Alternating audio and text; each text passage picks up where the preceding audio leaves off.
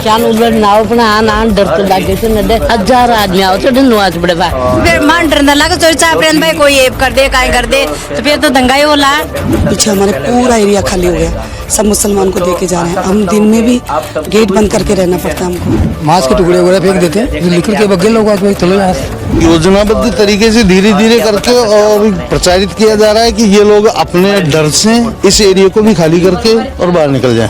कानून आ जाएगा तो पलायन रुक जाएगा, पलायन नहीं रुका तो स्थिति खराब ही रहेगी। चौथा पार्ट चालू करने के लिए आपको देखने के लिए पूरा वीडियो देखिए। अधिकतर यहाँ पे कई वर्षों से दंगे चल रहे हैं कि लगभग मेरे को जानकारी है जितना 67 दंगे तो यहाँ लगभग मालपुरा में हो चुके हैं। 67 दंगे, और जिसमें बराणमा का दंगा, 2000 का दंगा और अभी पिछले 2018 में कावड़ का दंगा, उसके बाद में 2020 में जो गुजरों के मोहल्ले में इनमें दंगा क्या हुआ था गुजरों के मोहल्ले में? गुजरों के मोहल्ले में कुछ होने में तो वही बात आ गई कि वो 4-5 लड़के आते हैं, गुजरते हैं, गाली गलौज निकलते हैं, तेज आवाज़ में हॉर्न बजा के निकलते हैं, जो वो वहाँ बैंड बेटियाँ घूमती रहती है हमारे। तो उन्हीं की वजह से उन्होंने महिलाओं ने उनको टोका कि आप ऐसे नहीं करोगे।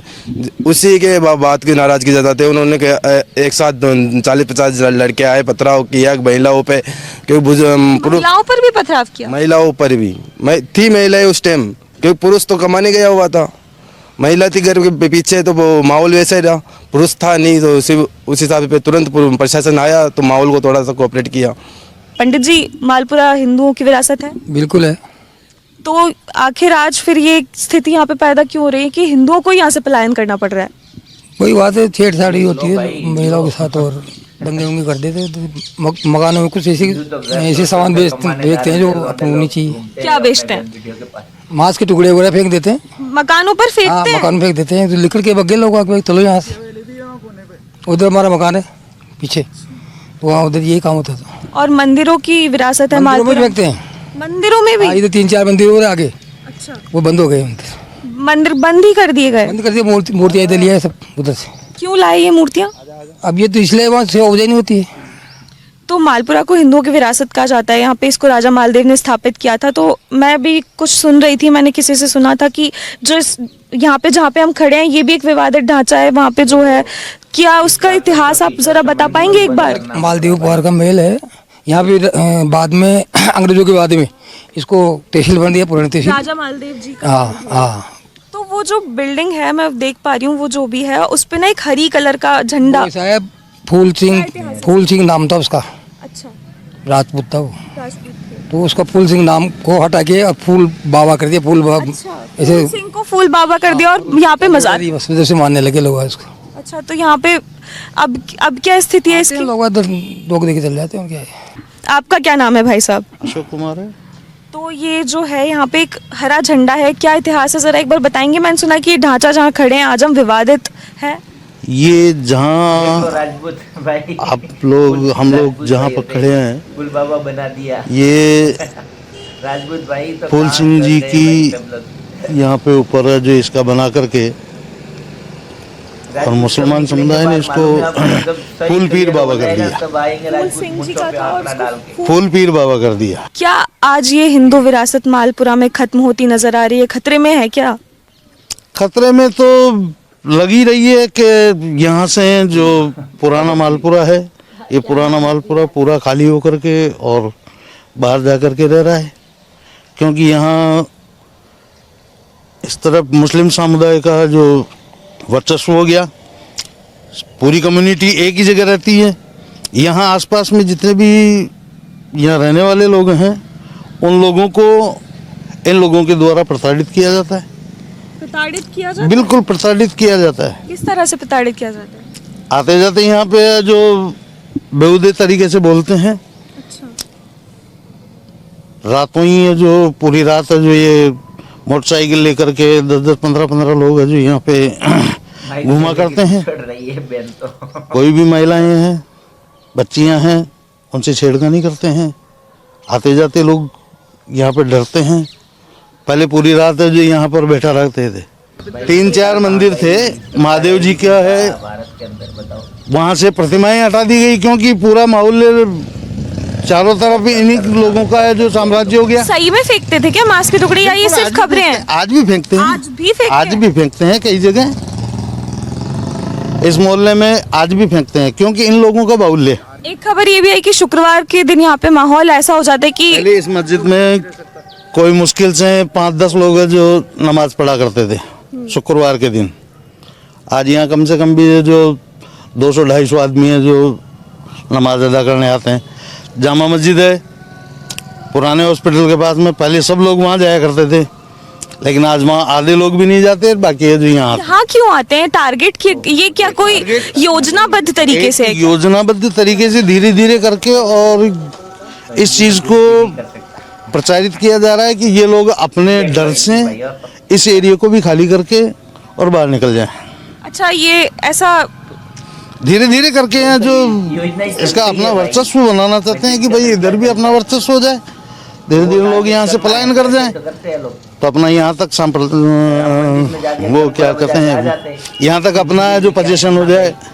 क्या अपना आगे समाज को करना है, क्या वो बाबा तो बताता ही नहीं, या तो बस धोखा पीने में रहता है।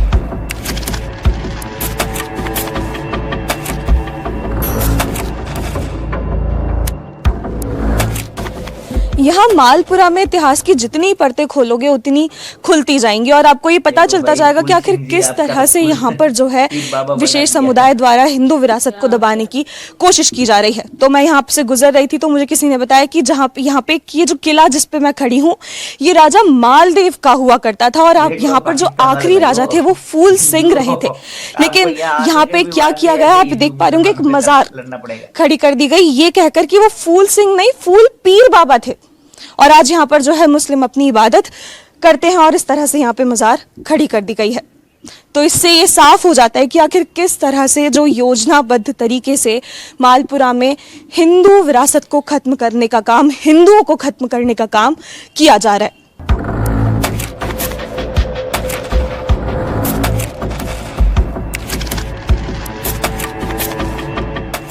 1992 में जो दंगे हुए थे मैंने सुना आप उनके पीड़ित हैं, क्या हुआ था उन दंगों में? उस दंगे में हम बता रहे हैं आपको कि हमने हमारे स्वाभिमान दिवस मनाना था। राम जन्मभूमि के अंदर अयोध्या बाबरी मस्जिद का अड्डा गिरा दिया गया था। बस आप लोग सभी कार्यकर्ता हैं मालपुरा पहुंच चुके थे और उसका स्वाभिमान दिवस हमारे को मनाना था। उस उपलक्ष्य के अंदर हम दुकानें मार्केट बंद कराते हुए जा रहे थे। अचानक रास्ते के अंदर ट्रक स्टैंड के बाद पहुँचते ही देश वाले मुस्लिम समुदाय ने हमारे ऊपर हमला कर दिया। उस हमले में हमारे राधे श्याम जी थानेदार जी थे, उनकी भी चोट आई गई थी और जब एक ही गाड़ी थी जाब्ता कम था और वहाँ से हम यहाँ रवाना हो गए। हमारे इधर मोहल्ले में आता थे मुस्लिम समुदाय ने यहाँ पे हमला बोल दिया, जिसमें हमारे भाई महावीर जी साहब की भी चोट आई थी। इधर रमेश जी विजय उनके घर पे हमला कर दिया था। ऐसे करके हमारे इस पूरे एरिया को और हमारे अपने बर्दे बालाजी तक यहाँ तक हमारे मुस्लिम समुदाय के आदमी आ गए थे। तब हमारे वापस एकता करके हमने इकट्ठ होके फिर हमारे झगड़ा हो गया था उससे। और अब क्या स्थिति है मालपुरा में? अभी तनाव स्थिति रहती है, बार बार जब भी कभी ऐसी स्थिति आ जाती है तो उसमें कभी हो जाए, इससे कोई अपन को चिंतित नहीं है इसमें। कब कुछ ऐसा हो जाए वापस से, इतना संवेदनशील माहौल रहता है यहाँ पे। बिल्कुल। नमस्कार, क्या नाम है आपका? दामोदर शर्मा। तो यहाँ पे हिंदू पलायन की खबरें सामने आती हैं, 800 हिंदू परिवारों ने घर छोड़ दिया मालपुरा में, वास्तविकता है क्या? सही सत्य बात है, सन 52 से ही चल रहा है। तो मालपुरा की बात करें तो इसकी विरासत हिंदुओं की रही है, तो आज ये विडंबना की इस तरह से इस धरती पर ये क्या है, राजनीतिक तुष्टिकरण का है ये, सिर्फ से तुष्टिकरण। सरकार तो भाजपा की है, तो भाजपा तो तुष्टिकरण की राजनीति नहीं करती। इसीलिए दंगे नहीं हो रहे, वरना कांग्रेस की सरकार होती दंगे होते रहते। अच्छा, कांग्रेस की सरकार में इनको ज्यादा शय मिलती है? बिल्कुल ज्यादा शय मिली है, तब तक 47 से लेकर अब तक यही हुआ है। और अभी वर्तमान में क्या स्थिति है मालपुरा में? वर्तमान में क्या है कि यदि ये पलायन नहीं रुका तो अब स्थिति खराब ही रहेगी। भाजपा ही है इसलिए दंगे नहीं हो तो रहे हैं। अब परेशान किया जाता है एक समुदाय द्वारा या तनाव नहीं है? छोटी छोटी बात पे तनाव हो जाता है, जुलूस निकलता है तो वहीं क्या नाम से लाठी डंडे पटकते हैं, हल्ला मचाते हैं, जुलूस नहीं निकलने देते। अच्छा, जुलूस नहीं निकलने देते हैं? बिल्कुल। यहाँ दशहरे का जुलूस नहीं निकला, यहाँ क्या नाम से अपने हनुमान जयंती का जुलूस नहीं निकला, कांवड़ यात्रा नहीं निकली। ये तो अभी सरकार पलटने के बाद में अभी कुछ निकलने लगा है, वरना यही स्थिति थी। जलूस मत बोलो। तो एक कानून लाने की बात की जा रही है जिसके तहत जो है सुरक्षा दी जाएगी समुदाय को, एक जो बहुत संवेदनशील इलाका होता है। कानून आ जाएगा तो पलायन रुक जाएगा, वरना पलायन तो आना चाहिए क्या ये कानून? बिल्कुल जरूर आना चाहिए, हिंदुओं की रक्षा के लिए तो जरूर आना चाहिए। तो मालपुरा में हिंदू असुरक्षित महसूस करते हैं? अभी है?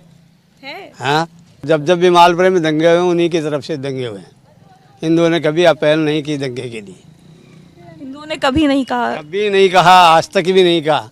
जितने भी दंगे हुए हैं उनकी वजह से हुए हैं। आज मालपुरा में जो मंदिर हैं, 200 मंदिरों की बात की जाती है, हिंदू विरासत है, क्या स्थिति है मंदिरों की, किस तरह से? मंदिरों की है कि मंदिरों के पुजारी नहीं रुकते हैं, आरती करने के लिए नहीं आते, इन लोगों से डर लगता है, इसलिए कौन आए। अभी जैसे यहाँ जितने भी हैं सारे पलायन करके, बॉर्डर बनी हुई हिंदुस्तान पाकिस्तान की।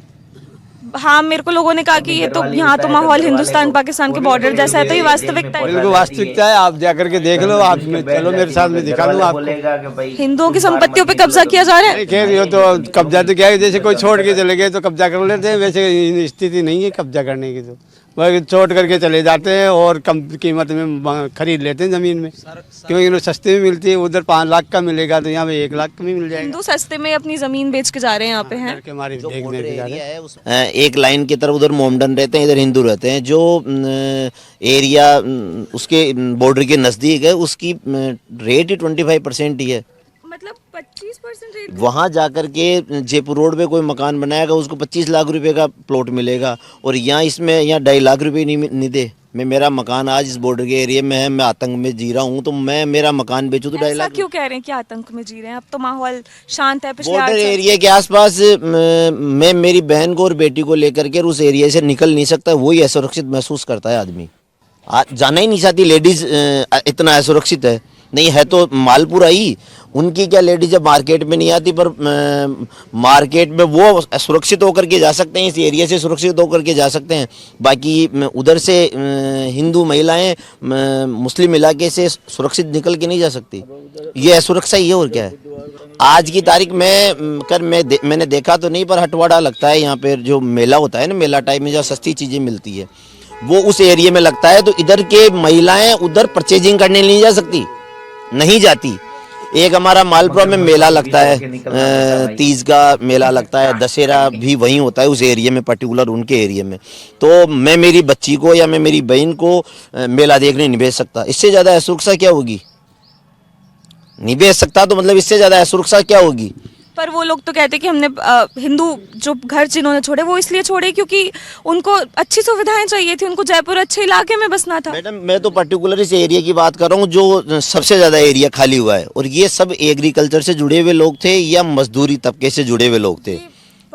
ये वास्तविकता है, ये एरिया ये हाँ, ये जमीनी जुड़े हुए लोग थे, इतने पैसे वाले नहीं थे कि वो संपन्न होकर के वहाँ 25 लाख रुपए का प्लॉट लेकर के वहाँ मकान बनाएगा, इतने संपन्न लोग नहीं थे। आज भी विचारों के जो बना सकते थे उन्होंने बनाया है, रह रहे हैं, और जो जिनके पास नहीं है बनाने को वो यहाँ रह रहे हैं, मजबूरी है। आप हिंदू हैं, आप क्यों नहीं छोड़ के गए? आपको डर नहीं लगा इस समुदाय से? नहीं, मैंने प्लॉट ले रखा है, पर बनाने के पैसे वो जब बनाऊँ ना। अच्छा, आपने भी प्लॉट ले लिया? आप भी जाने की तैयारी में? पेट काट करके प्लॉट लिया है। अब तो आप कह रहे पलायन की, हम तो चाह रहे हैं कि लोग यहाँ पे कह रहे हैं कि पलायन रुके, हिंदू नहीं तो हौसले इनके बुलंद हो जाएंगे। की बात मत मानो, मेरी मत मानो। आज आपको इस तालाब के उस साइड में 30 बाई 40 का प्लॉट आपको 15 लाख रुपए से कम में नहीं मिलेगा, किसी भी गली में चले जाओ, और मैं आपको यहाँ 2 लाख रुपए में दिला दूँ। यहाँ 2 लाख रुपए भी नहीं लगेंगे आपको, वही 30 बाई 40 का, केवल ये तालाब का 1.5 किलोमीटर का एरिया बीच का है बस। पर आदमी वहाँ अपने आप को सुरक्षित महसूस करता है, फैमिली को सुरक्षित महसूस करता है। तो अब मालपुरा के हिंदू क्या चाह रहे हैं कि इस स्थिति को कैसे सुधारा जाए?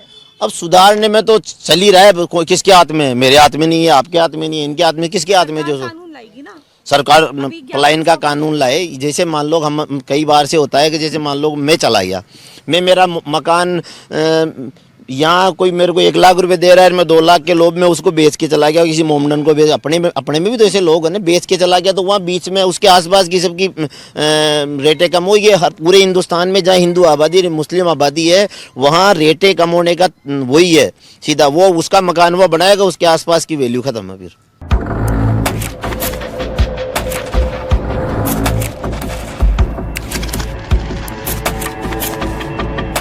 सही बात है, ये वही का सही बात है।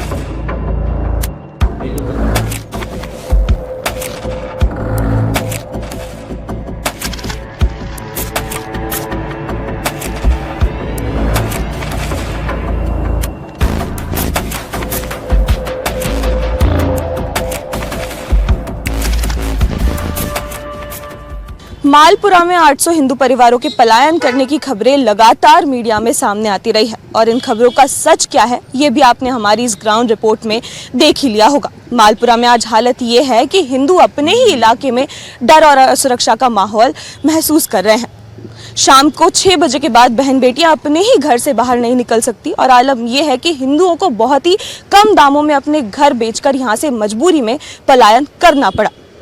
छोटे बच्चों से लेकर 75 साल की अम्मा तक हर एक व्यक्ति लगभग एक ही जैसी पीड़ा बयां करता नजर आया।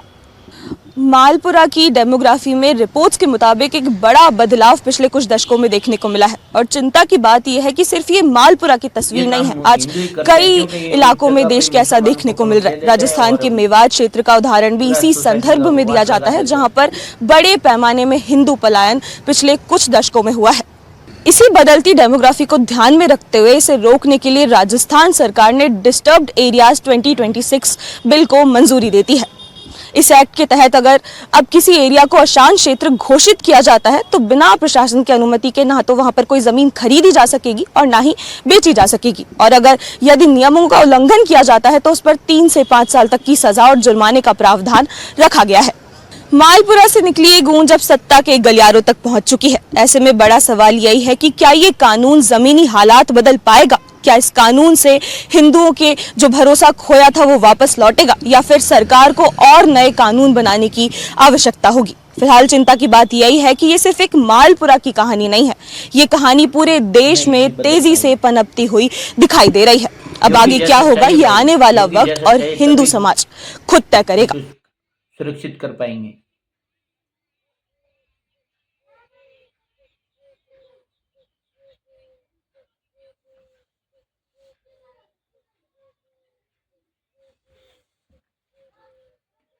हेलो दोस्तों, ये वीडियो तो खत्म हो गया है, मगर देखो ये समस्या तो रहने वाली है, क्योंकि जब तक हिंदू को समझ में नहीं आएगा ना तब तक बहुत देर हो जाती है।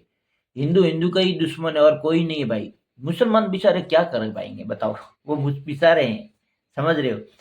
मुसलमान का कोई दोष नहीं होता है यार, अपने ही वाले अपने ही गले काट रहे हैं भाई, समझ रहे हो।